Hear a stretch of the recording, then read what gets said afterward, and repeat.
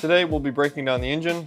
As you see, the left side cover is off and the cylinder is off. That was done by the previous owner. But we do still have the right side and some of the accessories to remove prior to separating the cases. So let's get into it.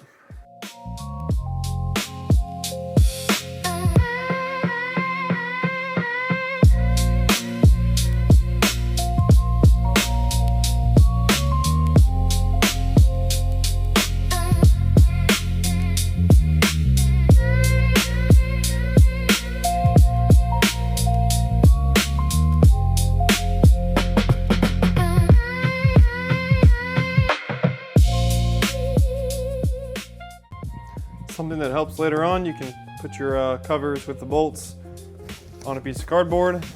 Cardboard holds the bolts in the correct orientation. There's no questions later.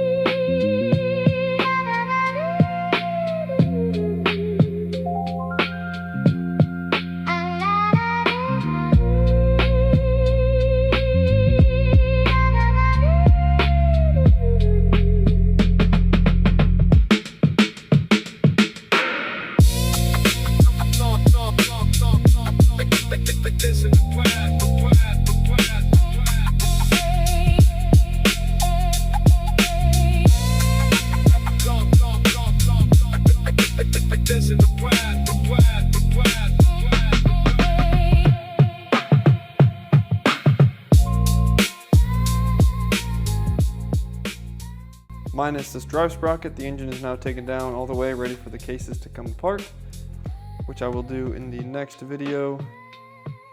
As you see, the clutch, all the gears, shift shaft, and shift components are to be removed.